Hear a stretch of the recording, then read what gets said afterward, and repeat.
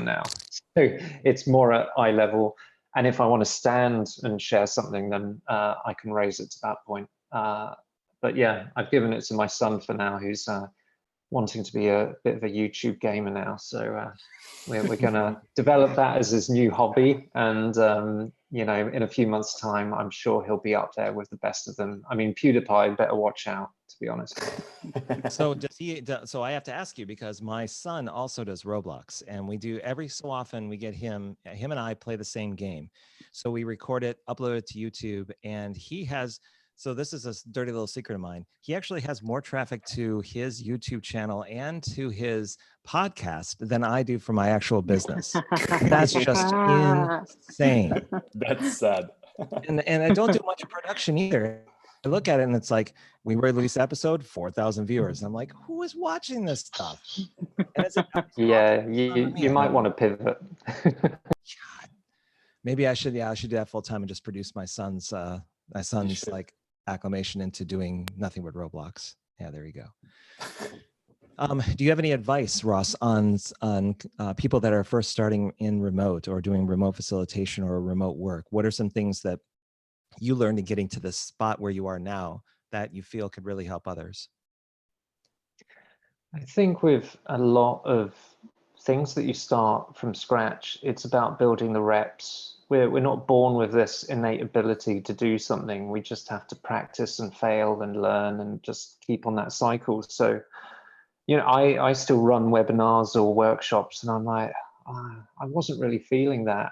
But I asked for feedback, and the feedback is either positive or constructive, and that's why I come to work. That's what I do. So I've actually started to really not trust my guts because for some reason we're not in tune anymore. I trust the audience and the team, and they tell me how things are going. I've always got a bit of a kind of quality level, but sometimes the moment supersedes any of that. So I would just encourage to get the reps in, either do a kind of on your own workshop, do it with a colleague, do it with a friend, even just go in front of your teams or clients and just do it, because most of this is relatively new. So if you've got any of the answers and they're looking to learn or they're looking to move to an alternative, then you shouldn't place so much risk on it and shouldn't worry so much. I also think, and I haven't quite worked this out, but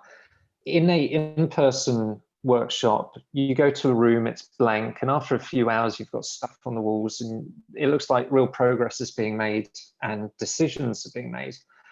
And in a remote context, I find that actually you do need to set out a canvas, you do need a template. And I think for anyone coming to that workshop, it gives them some confidence that A, you can lead them on this journey, B, what to expect, and just kind of uncovering that you're going to start here and you're going to move over there.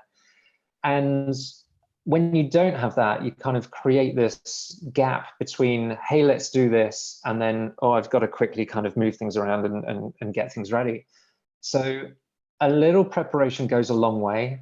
But over the reps, you're going to get to a point where your templates and your canvases are really going to sing, and it takes the pressure off you to manage everything and kind of spin all of those plates, and lets you focus on the problem, engage with the team, and the framework can kind of pull it all together. So yeah, build up reps, prepare, but more than anything, just execute and learn. For those of you on Zoom and on YouTube, that was Ross Chapman from Etch Sprints. If you have questions for him and other people, start flooding the Q&A with some questions. I know some of you already posted a couple of them. So thanks a lot for that perspective, Ross. And you get to choose the next person who's going to be up to let everyone know about their remote setup. Decisions. I might go with Margriet because I like the yellow. And I like the drink action going. So I want to learn more. Perfect. Cool. Thanks, Ross. So indeed, Margriet here. And actually, you just mentioned the yellow as well. And I prefer, so I'm in the living room and I like this. This is our, yeah, it's our living room wall with some things that we've collected from traveling. But I actually like sitting here because whenever, I mean, you're looking at yourself in the camera, you know, now and then. And it's especially, I like the background because it's happy. So that's where I'm set up. And actually, I am going to try to turn you guys around because I'm in the middle of a virtual sprint actually as we speak this week. And we had a photo competition yesterday with the team. And it was, yesterday, the competition was benefits of working from home versus the office. So what can you do at home that you can't do in the office? So I rearranged the office space where I am into like a green garden. So let me see if I can show you guys. Now, so I'll just turn it. So I don't know if you can see. So this is now, because I'm the yellow, I love color and I love green and I love nature. So I don't know if you can see it a little bit. But nice. What I basically did is it's just plants. So I mean, if I stand up, Robert is over there, he's still sitting. So I'm in the living room, but I kind of made a wall of green. So that's basically literally physically where I'm set up. And it's actually funny, I'm noticing now in the call, so I'm a very active person. So I'm not doing full virtual sprints very often.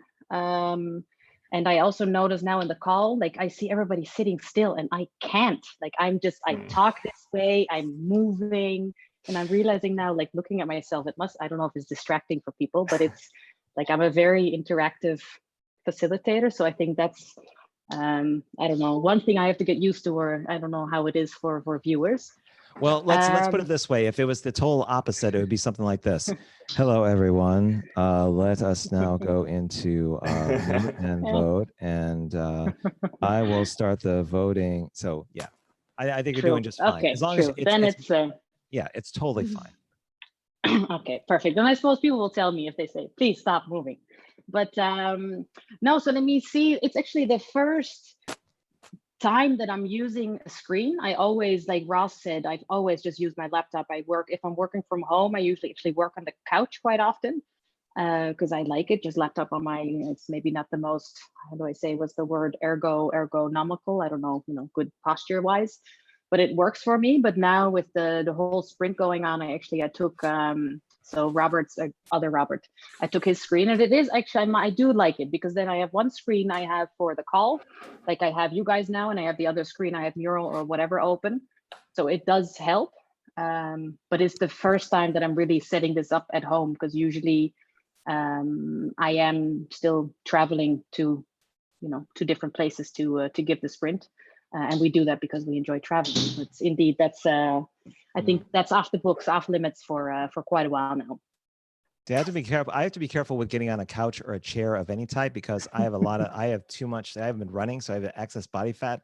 So I have this dynamic where my head suddenly fits into a pyramid of fat in the background, and then it just isn't visually satisfying at all. I would much rather, at that point, I would rather have like what Steph has is like some sort of hood, a blanket, something that covers everything up. So I'm just comfortable at the same time, but just focused on what I'm talking about. No, but then worse, if you're on the couch and you put your knees up, it's still fine because I know the angle thing. So you still got to be, I'm well practiced with on the couch with video calls. It's also, but basically so I'm in the living room and it's, and as you saw, so there's like, here's the door to the office. So actually other Robert, so my business partner is sitting there. So you do see him come by quite frequently, but, and I'm using the headphones and he does as well because we are often doing different calls or maybe in a workshop at the same time. So we do work in separate rooms and I like this room better because it has more windows, it has more light, it's bigger. I called it. Was that an umbrella or a crowbar by the side of the door?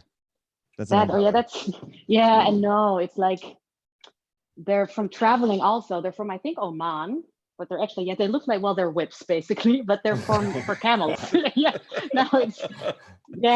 True. But they're for camel races. So it's not like we're using them for anything else.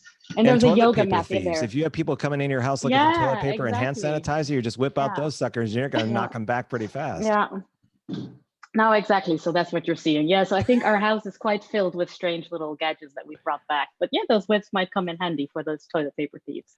So same question to you as I asked Ross. What are some things that going into this mode now that you're at where you're at, that you would want to tell other people about working in this environment that may help them?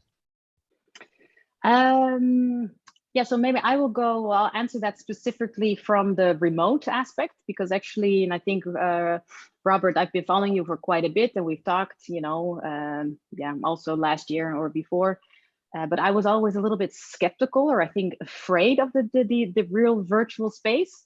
And on the one hand, I always thought, I like contact with people, and I want to be in the room, I want to gauge their emotions, I want to feel how it's going. So I was always like, no, physical is better. And I think I was a little stubborn in that way, even like I was always open to it, but I just never liked it as much. And actually now, and it's not just this week, it was already a little bit before, but more being thrust into, and now, I mean, you do really have to do everything virtually, but I'm amazed at how personal it still is, and how it's not really different from facilitating an online workshop, an offline workshop. I mean, you need to get used to the tools, and I think you need to get the participants a little bit comfortable with, hey, what are they using? But you're still, how do I say, you're still a team, and you're still together in that space of time, if it's a few hours or if it's a few days. So I think that's one thing. I think don't approach remote facilitation or remote work differently than you would normally. I think it's still the same, bring yourself to the table or bring yourself to the laptop, as you would say now, maybe. But yeah, and embrace it, and just think that it's interesting to learn new things, and people are very open to, I think most people are learning at the moment. So also the participants in your workshops or in a webinar, they're also figuring things out. So it's having that conversation going, it's actually, it's fine. So that would be that maybe my own lesson from being a little, I don't know, stubborn for not starting this sooner. So I have a particular question for you that I've been wondering about for the past couple of days. Now that everyone's kind of been somewhat forced into this mode, who's now used to it, and the smoke clears anywhere from 6 to 12 months from now, when things start getting off of lockdown, they feel like they got it under control, they know how to test, maybe there's a test vaccine out, so things start clearing up a bit. Do you think this changes the narrative about how people work and how people engage with each other versus always having to commute, always having to be in person? Obviously, there's some jobs you can't get around that. There's no, there's no two ways about it. But do you think that this is going to fundamentally change the conversation about facilitation and design sprints in a way where people may prefer to go back to physical, but there's always the virtual or the remote option? I mean, what are your thoughts about that? No, I definitely think it will change. So, I think it's also, it's bigger than, just workshops or just design sprints. I think in general, that conversation will change. And I also realize that, and perhaps now because of this situation, we're kind of forced into it, but I think also from a sustainability perspective, it's very logical that we're doing these things anyway. And that I don't want to put a number on it, but let's say maybe half, or maybe I think even by just the situation we're in now, that you can see, hey, actually, we can even do most our work still without doing it physical. So I think then, when everything is, let's say, back to normal, or, what's going to be the new normal? And I think that question is first. So I think maybe put it this way. I think that now it's from just default, it's workshops are face-to-face. In general, I think that's still the default. And I think perhaps that won't be the default anymore. So I think we'll then say, hey, it's possible to do it remote. Can we should, it's more economical, it's more sustainable, it's more a lot of these things, and then the decision can still be to do it physical, but it's not going to be the default anymore. So I think that's how it's going to change, and I think it's a good thing. And Ross, I'm going to come back to you real fast, but I forgot to do this with you. Margriet, before we switch off to somebody else, rather than saving it at the end while we're contextually talking to you, why don't you let everyone know where they can go online to find out more about you, your company, and what you do, so that after, having a conversation, that's the end point of that. Yeah, sure. So you can definitely find me on LinkedIn, or just Margriet Buseman, that's my name, or our website is orangeminds.nl, or Instagram. And Instagram is OMIG Design Sprints, which is Orange Minds Global, but you can also make the more fun OMIG abbreviation of if you like. Yeah, I think that's it. And I think maybe just one final thing on what you were saying before, because I mean, Robert and I, our company, it was always travel and and how do I say, design sprints for us. And I'm curious how that will be, but I think also this is going to give us possibilities in the sense that I don't think will change the way we work necessarily. But what I mean is that actually I think this is actually making us even more flexible. So when all the lockdowns or all the borders are open again, actually we'll have new skills and tools to, I don't know, maybe we'll stay a year in Japan and do sprints in the States, just remotely. So I think this is going to open up, for us at least, new possibilities in how we work as well. You're more than welcome to come to Dallas. There's plenty of room out here. I like it. Yep. I'll definitely. I've been trying to get anybody I know to come out here at least visit. Lee Duncan's kind of put me up on it, so at least I've had conversations with him. But yeah, follow her on LinkedIn, and as well as I know that you publish on YouTube. And Ross, I'll come back to you real fast. You're also somebody that posts a lot of content, has been doing a lot of online kind of sessions, impromptu and otherwise scheduled. So Ross, where can people find out what you're all about and learn more about you? Yeah, sure. Thank you. I'm spending a lot of time on LinkedIn now, so you can find me, Ross Chapman, on LinkedIn. There's a few communities. The Remote Sprints chapter now has a LinkedIn group as well, because not everyone's on Facebook, but we're also on Facebook. And the kind of outfit that I work at is called etchsprints.com. So there's all the information, anything that you need from me, you can get there. But yeah, thank you. Yeah, definitely keep doing those online kind of webinars and sessions that you do. They're really helpful. And I'm going to start calling, if you continue using that light like that in the future, I'm going to start calling you Professor Chapman, because it looks like I'm coming to you to basically let you know about where I am with my homework. And you go, yes, that's good. You might want to consider doing X. It's just me. That's just why I thought it's like, this is serious business with Ross. I'll take it. So Margriet, you get to pick the next person. Who is going to step up to the plate and let everyone know what they're doing remotely? Let me see. I'm going to give it to the other lady. Sandy Lam. Hello. Hey, what is the question? What am I supposed to do here? I thought I was the host and I don't need to talk. Oh, you're a host. Sandy, there's usually with remote work, you want to make sure that when you're in a group that you're kind of paying attention to what's going on in the group so that you don't lose track of the conversation. So just as a best practice, let's make sure that we're at full attention, and when we call your name, no, I'm not going to go down that road. I'm kidding with you. It's fine. Okay, so Sandy, Yes. let us know what's your remote setup like? What do you got going on over there? Well, normally, typically, I work from work. Like I do a lot of remote work at work, actually. So I had actually all my setup over there, but now I can't even go to my work, so my office there. So I have like this setup that I don't know if it's really ideal, but I mean, pretty nice. I don't know how It's to got the show plant action. I really like it. Yeah. I It mean, is like Margriet has like the jungle, which is fantastic. I saw that. I was like, yes, that was fun. like But this, like what you're seeing right now is more of the setup that I need to take calls, do webinars, do podcasts and stuff like that. But typically I would be like using this thing, has my laptop on it, Mm. and then I will be like sitting right there with my stuff messed Oh, There is cushions and pillows galore. Got it. Okay. there. Yeah, that's my typical work, and this is my It's your setup. Yeah, it's my setup, and I live by myself, so that actually has not changed much for me. I don't even like I live in a studio space. I mean, a studio. Do you call it studio space? Like there's no room or anything. Mhm. So literally, I can show you around. Like that is my kitchen right there. Mm.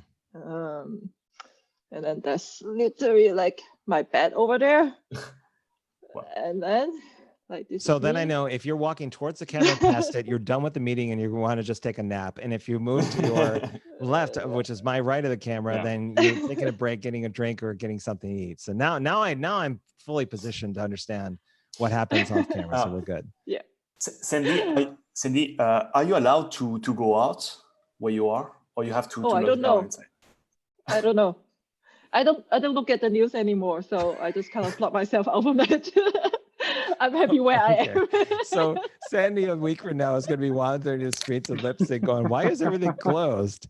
And like people in hazmat suits approaching her going, ma'am. I stocked up like, I think last week already, like I stocked a few fresh food, and I had my, long lasting food over here. So I was not like, I have enough here to live. I don't know. I live by myself. So how much do I really need? Yeah. Yeah. I'm not worried about the toilet paper situation. So So for what you're set up there, it sounds like you have your laptop, similar to Ross, laptop, headphones, kind of using the default speaker within there. You have are you using a webcam, or is it? This is the webcam. Oh, okay. A little bit tricky to show. It's all wired up. But let's see. Hey, this reminds me of Control the Room. Yeah, there you go. And I just have a box right here because I want the right height so that I can show the background. So yeah, that's kind of what it is. Okay. So I think that your background suggests that you're kind of a little bit more comfortable with remote work if you had a little bit more time to work with it, or what's been your history with it and kind of getting acclimated to this? Has it been that much of a jump, or has it been pretty easy for you? Now it's not focusing anymore. I still know you're there. Okay. Yeah. For me, like I said, I've been working remotely for a while, so it's not so big of change for me. We did the GVTS, so I'm very used to it. I think I'm one of the very few people probably that almost feel like there's no change at all. Yeah. Yeah. Business as usual. Yeah, because I live by myself, and I often just people always say I work the whole day. I do a lot of stuff on my computer, so I'm very introvert, I guess. Like I don't go out that much. I don't go out party. I don't go out drink. I don't even drink. So. Well, you don't have to worry about the pandemic too, because you're going to miss that completely as well. It's not that much of change for me actually. So for people that are new to the space, what kind of conversations have you been having with them? What kind of questions have you been fielding? A lot of questions about how to handle the homeschools, which I can't even answer because I don't have a kid. It's not just that the fact that they have to work from home, it's the fact that they have to work from home and then still school the children. That has been very tough. It's like a job on a job, right? So. And the other is a lot of people come to me and asking, how can I kind of have the same productivity as before? And they feel, how do I put it? Like they feel that they are not producing or not as productive as before. And then they worry about how other people feel about them and stuff like that.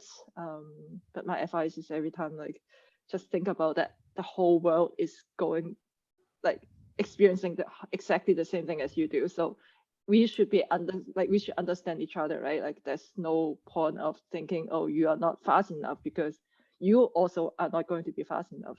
So yeah, I think, it's just a matter of understanding.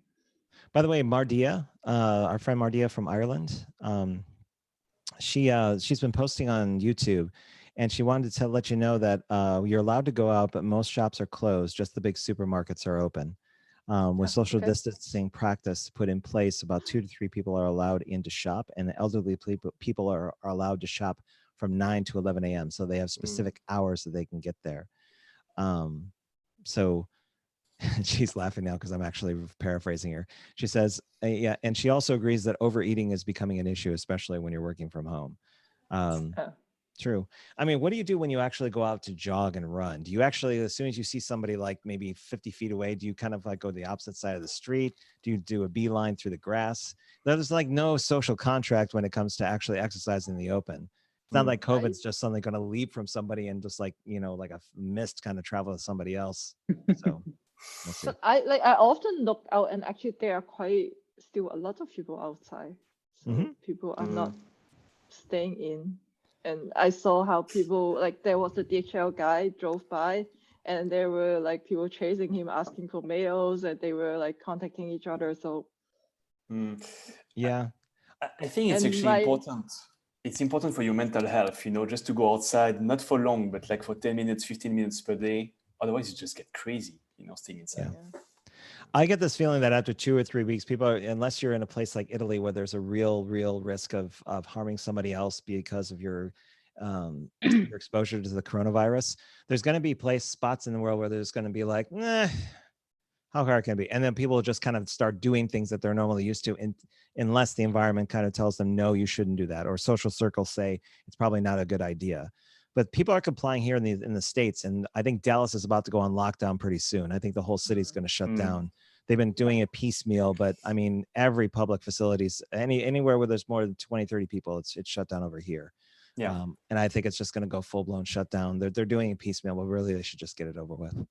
If I can actually give you some advices from Europe, you should already lock yourself up if you can, because that thing is already out there. And even if the authorities know they take time to react, but you should already isolate yourself because it's bad. It's really, really bad. Here it came like so fast.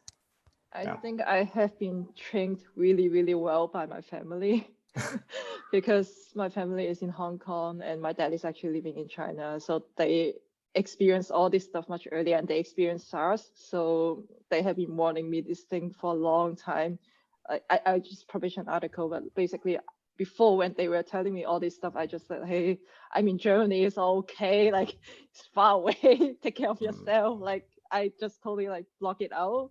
I even like ignore the messages they send in because it was just full of tips and tricks how you can prevent this thing, right? And then now it's just right here. But I'm glad that I got some tips and tricks from them, and yeah, so I was actually in this topic much earlier. That's why I stocked up much earlier too, and I have I have a few things that got prepared, like the hand sanitizers and a mask and stuff like that. So my wife's a huge strategic planner, so she basically has been optimizing every single thing we have in our pantry and our supply cabinet and everything else. And it's even like where she's like doing odds and ends ordering from like Sam's Club and other places just to make sure we have everything we need just in case this thing is prolonged. So, it's a big benefit because otherwise, though. I tend to be more tactical and short term. So it's a good balance, at least over here. Okay, so Sandy, I think you only have one more person you can call it to pass along. But before we do, like every others, actually two. Yeah, you haven't gone yet. No, that's true. It's between me and Steph, so you got to make a choice, and I'm going to imply that whatever choice you make, you actually like the other person more. So, in the meantime, before you make that choice, let people know where they can go online to find what you're all about and learn more about you. Well, they can always come on Thursday around the same time and then look at our podcast. Wow, that was pretty good. I'm impressed. Yes, every Thursday we're here at noon. You can just see us here. Yes. There you go. It's like around 6 p.m. in Germany or Europe. So, but yeah, otherwise you can find me on everywhere. Actually, I'm most active on LinkedIn, but I'm also on Twitter, Instagram, Facebook, TikTok. What else you can find me? Yes, everything. Yeah. Do a search. You're in the category of do a Google search like Ross Chapman. You do a Google search for the name, and you're going to have the entire first page is going to be nothing but all of his his touch points. Same with Steph. I mean, it's always fun to like. Go ahead. The trick is because there is this famous singer in Hong Kong has exact the same first name and last name. So if you just search for Sandy Lam, you will not find me. The trick is you need to add the Sandy Lam, so THE Sandy Lam, then you will find me. That's actually the reason why I created that hashtag as well. Yeah. The real twist of the internet would be is if you lip synced one of her songs, and basically, so you could pop up in search results and go, "Who is the real Sandy Lam?" It would be a side distraction for you. So, okay, moment of truth. Who is it going to be, me or Steph? Well, that's quite obvious. I'm going to choose Steph. Yeah, there you go. I would too. Right. I agree. I'll just kind of move away from the microphone. Steph, you go right ahead and tell people what you're on. Okay, well, so everything changed very fast in here. So what we do is classic design sprints, going to the clients, working for weeks and doing physical sprints. So I was always interested about remote design sprints. We've done lot of experiments, smaller workshops, but that came so fast, you know, and so fast that basically I was literally working at my office, and then we got the news that no, you have to go back home and you lock yourself up, and nothing was ready. So I just worked from my guest room that you can see behind. That is super boring. There is nothing behind. I have a second screen, which is quite cool. Because if you need to do some remote work like on Mural, it's great to have the second screen, and maybe I can show you around if you want. Yeah, go for it. So, sure, I like it. Yeah, we are quite lucky. I'll make a down payment today if I like everything I see. No, I'm kidding. Okay, so we are quite lucky because we have quite a big apartment, which is great in this kind of situation. And I'm just gonna go outside so you can see there's Egle, you can say hi, and Jules, my son, and maybe I can show you outside because I think it's more interesting. And the last thing I did as a kind of as a hero dad, you know, I went outside, you know, fighting COVID. I had a mask on, and I went to a store to buy a sandbox that you can see here. Basically, it's the last thing I did. It wasn't about buying food, or it wasn't about buying supplies or whatever. It was about buying this because, you know, this saves us so many hours per day, basically. Like we can work, we can do stuff because my son, he has something to do. Totally impossible, you know, working hours and stuff. And yeah, what can I show you? Really, there is, which is great. Go there if I want to go for a run. And since there is no one, it's not forbidden, or I'm allowed to do it. And just so you can see over there, I don't know if you can see that it's the Alps, and Italy is just behind. So 80 miles straight there, it's Italy. Just to tell you how close we are, and we are just in between of Italy and France. It's the worst places probably in the world to be right now. So we are on the lockdown, we can go out, and that's pretty bad, yeah. So yeah, that's about it. So is the sandbox for the kids that you bought, or is it for the cat? No. I was wondering exactly. Because the cat's hanging out there like this, like, yeah, is this mine? Actually, that's right. I'm gonna let's move the cat from there. No, it's obviously for the kid, and the sand is supposed to be cat repellent, so hopefully he's not gonna go to pee inside. It's pretty telling that he actually went outside to tell us the answer rather than going back inside.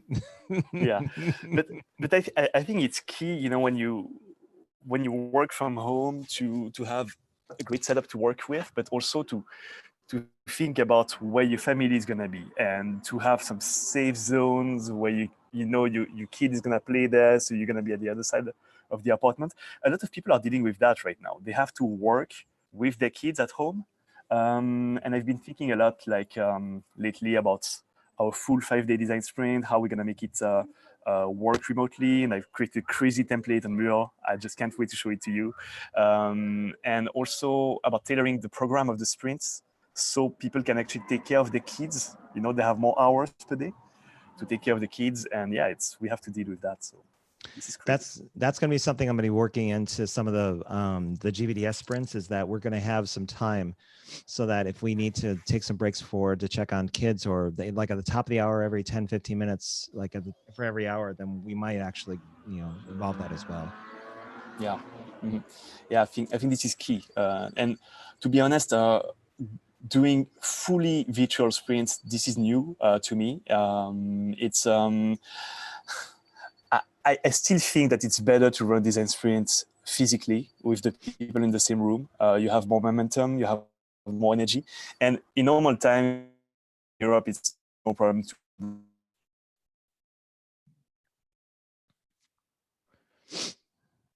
I think Steph needs another bridge to actually connect himself to the outside. I'm losing you. Yeah. It's okay, I'm gonna go inside. Yeah. Yeah, I'm gonna go inside. I think you are losing me.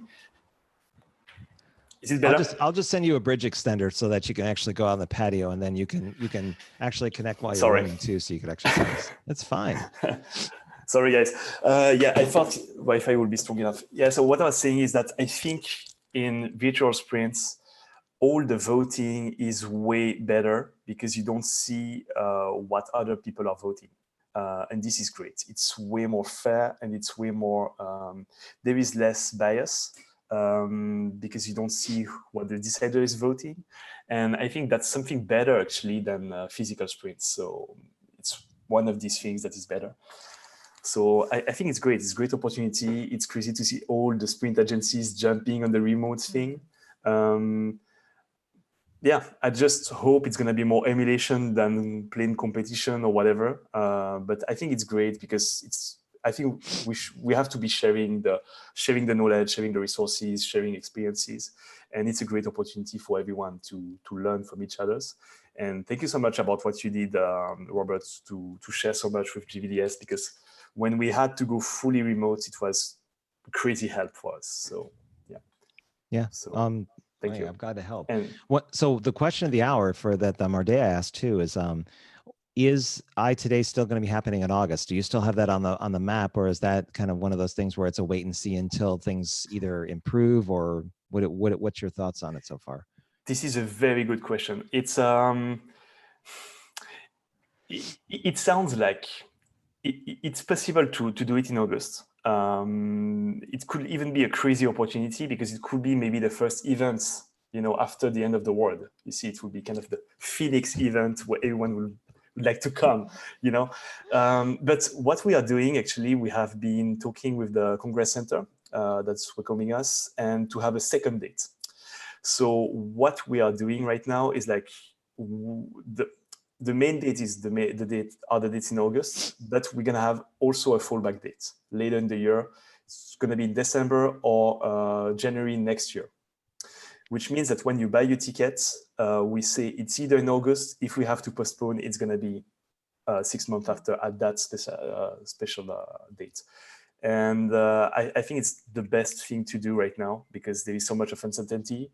We can guarantee that it's gonna happen in good condition, whether it's in August or in January next year.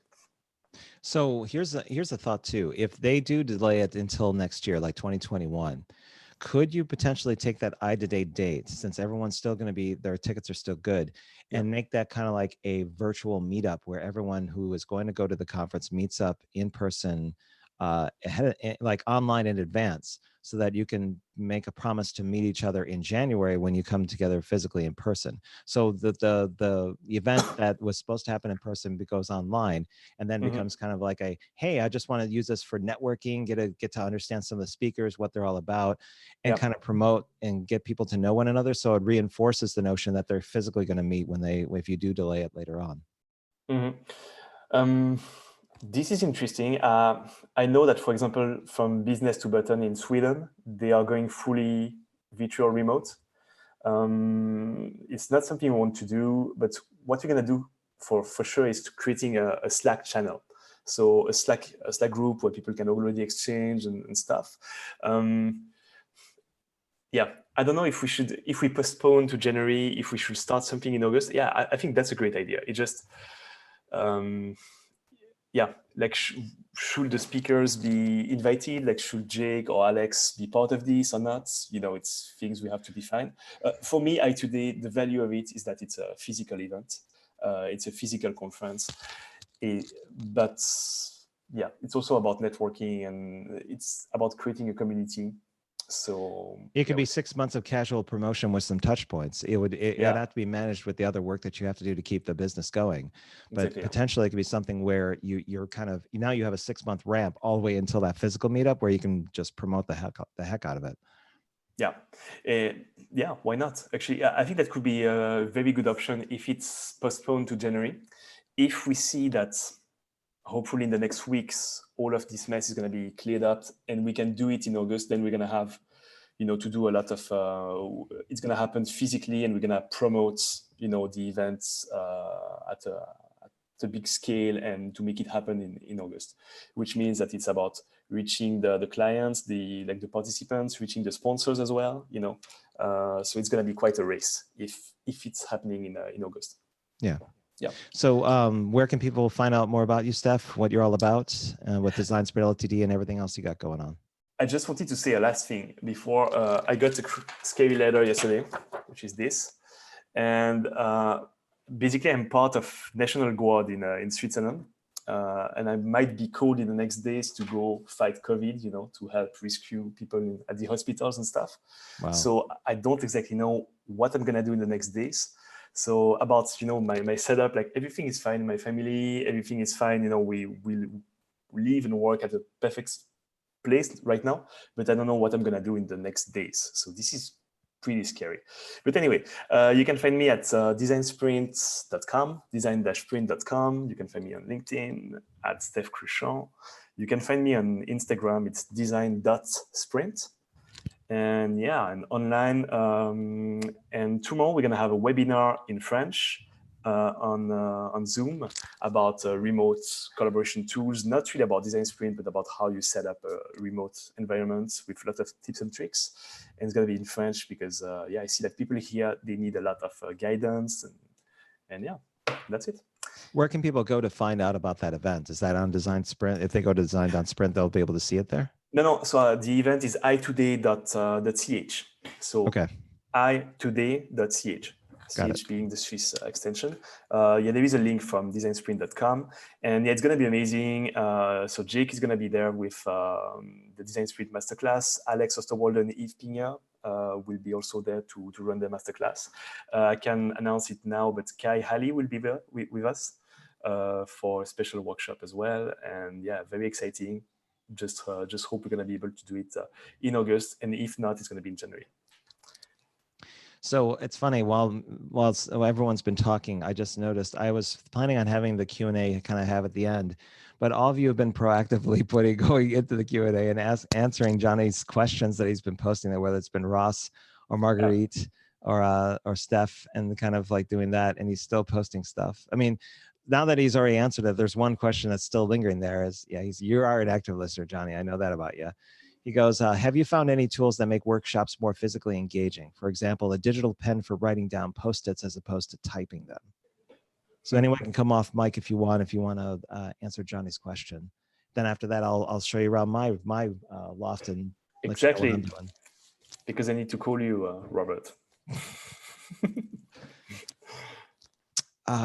Tools that are more physically engaging. I mean, Wacom tablets are pretty much the thing that I know people use a lot of. I mean, some people use an Apple Pencil in their iPad, especially if they want to draw stuff out, and they're very versatile with that, and they'll export what they do into Mural or something else. So there's the iPad seems to be a physical extension that can be used as a digital kind of bridge into like somebody who likes to kind of draw with stuff. Easy way to do it is just basically take pictures of drawings that you do on your smartphone and then upload those to whatever whiteboard or whatever thing you're using. And that really the only hurdle for people is just to, you know, understand once they have the image on their phone, how do they transfer it to wherever they need to go. And that takes a little bit of education at first, a little bit of hand holding, but once they get going, then they start putting smiley faces and uploading those into different stuff. So yeah, you see it kind of grow, and they feel proud of the fact that they can do it. But I'm curious why is writing more engaging than typing? Because to me, actually has no difference. I don't know what you guys think. So I'm an artist by trade. I don't practice much of it, but I was drawing like pencil and pen art when I was 6, when I was my son's age, and I was doing it so well that banks would like purchase my stuff from the school and hang it up in their lobbies. So I was somebody that was always drawing centric. And whenever I've done in-person or virtual sprints, there are people that are natural doodlers and can express themselves the best that way. It's just naturally how they are. Some are cartoonists, others don't necessarily do like drawings, but they're perfect with like diagrams. They can write out in diagrams what they want. But I always found that it's just taking whatever they do and using that medium and transferring into digital is usually the thing they just need to understand. But that is drawing. But in terms of typing and writing, I think it's even better to actually do it virtually, because personally I have a crappy handwriting, so it makes it very hard to read an actual Post-its. So you know, it's so much better virtually. Yeah, for me too. Like when I run the workshop, I love the mural because everyone types and I don't need to worry about reading their writings anymore. Yeah. I don't But I think it's just a big wonder issue. about I just wonder about the engaging part because I don't know, maybe for me there's no difference, but maybe for someone else. Yeah. And Alex says, go ahead.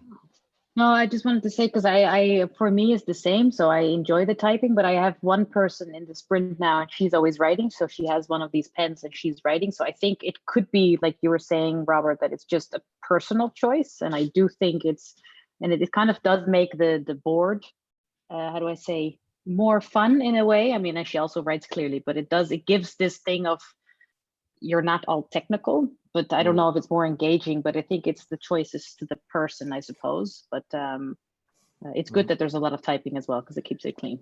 There is a specific moment in the sprints, which is lightning demo, you know, when you capture the lightning demo, which in real, it works really well to just catch something quickly instead of taking screen grabs, because it adds a level of abstraction. So you don't commit too much to the way it looks. And I really like it. So that's the reason why when I run sprints virtually, I try to sketch. Actually, I got this, like the stylus for the iPad. The only thing that sucks is that I don't have the right iPad because this works only with iPad Pro or iPad 6, I figured out. So I have this and it's totally useless. So, but anyway, I'm gonna figure that out. You can always sell it on eBay for about the same cost. So if you want to if you couldn't return it, you could do that. Yeah, and I had to upgrade my iPad a while back. It was hardly anything because I could trade in my old one. So yeah, I know what you mean. But I do use that my son uses it more so when he's doing Khan Academy. They have kind of like a scribble mode where you can kind of go into the details and write out your math problems before you do it. So. So Robert, it's getting dark in here. So can we ask you to show us your setup? Yep, I'm going to disconnect my landline and my microphone, so it should still stay connected. So let's see. Yes. It's interesting to see half of my screen is getting darker and half of them are getting brighter. Yeah. Can you? Yeah, that's interesting. Margriet looks like it's like the world is kind of going down and like she's got the light. There you go. That's good. That's just speaking. Just the glow of the monitor. Okay, so you guys can hear me all right. Let's by the way, Johnny posted something about handwriting and memory, a blog post in chat, and he also asked a question about designing a business pandemic plan, which we can get to in a sec. So let me show you real fast how I've got everything set up here. So normally it's this. It's just a MacBook Pro. It's just talking through it. And using the microphone in it. I use the microphone here for podcasting and for audio quality. If I'm going to be taking anything I do in this space and using it for other things like podcasts, audio clips, whatever. So let me have you stand up. So this is my setup right here. And this is an in progress. It used to be my wife's kind of work space. But I use it now for day trading as well as for doing design sprints. So this usually is the monitor that shows the tick charts that I'm looking at. And I only trade like the first 2 hours of the day and then I'm done. And that's been for what it's worth, it's been an amazing, crazy time the past week or so. So I haven't been doing too bad in that regard. So I'll do more over here. So this is like the entire desk setup here. So it's pretty Spartan. That's an IKEA desk from 20 years ago, if you can believe that, or around the time that IKEA first started making desks, and we still use it to this day. And then the general area here is just basically for play. Like this is where my son basically does all his Legos. This is actually pretty cool in terms of a standing desk. So if I get tired of standing up, I'll be basically here and just putting the laptop right here and literally have a light on this side like that, so that I can literally stand up and work. And this really works really well at night if I'm half asleep. So there's that. So, but basically this upstairs is where I normally work. And then sometimes I'm downstairs. And I'll show you a neat little trick that I do to make a standing desk up there in a second. Really fast. This is what my son is right now, who is taking full advantage of the fact that I am on a call. So he'll get back to actually doing work once I'm done. So I may lose you and go downstairs. We'll see. And show you one last thing. So the home office upstairs is the primary place where I do most of my work. Finally,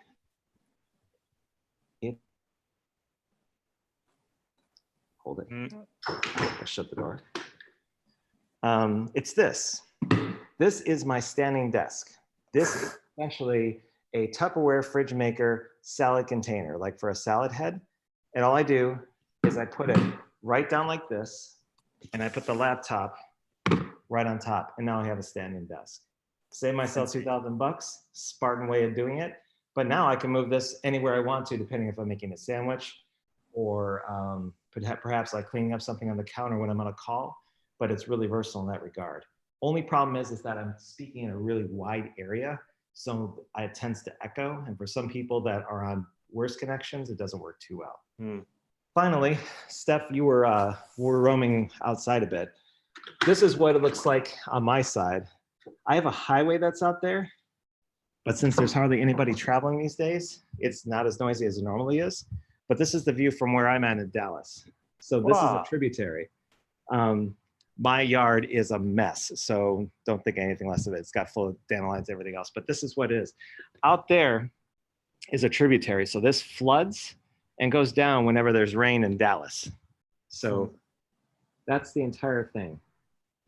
I'll sometimes be out here taking calls, but I usually have Crisp, the application, running in the background so that there's not a lot of background noise. That works really, really well. But on days like this where it's only 80 degrees, I'll usually take client calls, and as long as they're okay with it, it's a nice way of keeping the conversation casual and still talking business, but understanding that everyone's in a home environment. You can show through example that it's not hard to do this. It just takes a little bit of practice and understanding the tools to go remote, and usually you're in good shape. So that's at least my remote world on my end. Oh, one other thing. I use a second computer over here, and this one is used for all sorts. That's like my utility computer. So this one is sometimes used for my son's education, but it's also used as a second computer if I'm doing streaming to restream.io. So I'll be streaming to like 2 or 3 different services outside of YouTube. This worked really effectively in terms of having another station I can kind of reference. I've done that several times with Sandy in the past, especially for the Global Virtual Design Sprint. That's it. If you have any questions at all, please feel free to ask. But it's headphones? What's that? Headphones? No, I don't use them. I don't use headphones. Not at all. No. I'll take that back. Sometimes I'll use AirPods. I tend not to, just because I find that We lost you. get that look where people will look at you and keep smiling, but they know they can't hear you. They're like, yeah, yeah. You just know that they're not getting it at all. So. But you mentioned that you used a mic before, right? Like a clip-on mic. I do. That's a lavalier microphone. So I do that whenever I'm recording videos for promotional stuff. So I'm going to be doing some videos for the Global Virtual Design Sprint this weekend as a part of a promotional push for next week. And I also do those for training modules so that I'm not speaking like this whenever I'm doing training. I'm actually speaking to them like I would if I was just in front of them. So it's true. I do have a lot of different equipment, but it just depends on the situation. I have a key light, some other stuff that I use to kind of put the light right, but this works just as well.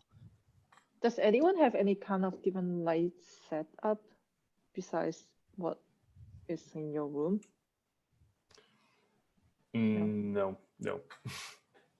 Interesting. I'm experimenting it. So like what I have here, I have this thing. Ooh. Like a small rain.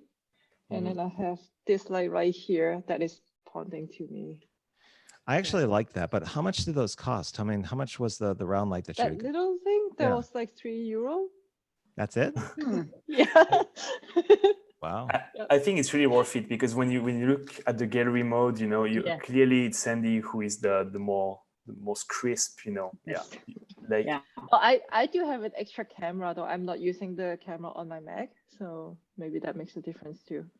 But if I turn this thing off, let's see, like now it's off.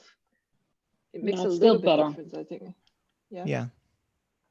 You're still good. Yeah, much better than the rest. And Robert is in daylight, so that's still good. But the rest of us are. I take full advantage of this every time I can get it. So otherwise, Yeah. I'm really pasty in a key light. It doesn't matter how much yellow I put in it. I'm looking pretty old and ghostly. Mm. So I still think Ross has got the boss set up over there with the light. I still think that's the Yeah. authority level. So Yeah, fair enough. I take that. I'll do better. Sorry, Robert. no, it's fine. I think it's fantastic. I'm complimenting you. I think it's great. Outside of me using like virtual backgrounds, if any of you on the call actually play with that before, that will be the last question I ask. I haven't, but I want to. I will soon. So there's two things when it comes to calls. There you go. Steph's got it. So basically you can, in Zoom, you can actually change your virtual background to anything you like. And in the last global virtual design sprint, we had a ton of these. I mean, one of them is basically using like this. So you have like and basically Ooh, choose that's that. fancy. But it just depends on the contrast between you and the background to actually make that happen. And yeah, you can do like you want to do with about the bikini bottom, you can do that. We did something for Halloween as well. I think the favorite that overall before was the cat, was the oh my inspiration. god. God. Oh, Why are these on there? You just find desktop wallpapers and you upload them and they're perfect for Ah. kind of being in the background. I And like the other the one thing that you that had you like can do. 4 cats. I like the one that you have 4 cats behind you. Oh yeah. That's the one. It's like this. We just have. Like they're like looking. Yeah. Yeah, there's that. And I know everyone has to go. One last thing. If you do not have Snap Camera, that's something that I would highly recommend people invest in. In fact, there you go. That's perfect. So Snap Camera basically uses the ability to put a mask on what you're doing. So it runs like like right next to what you're doing in Zoom.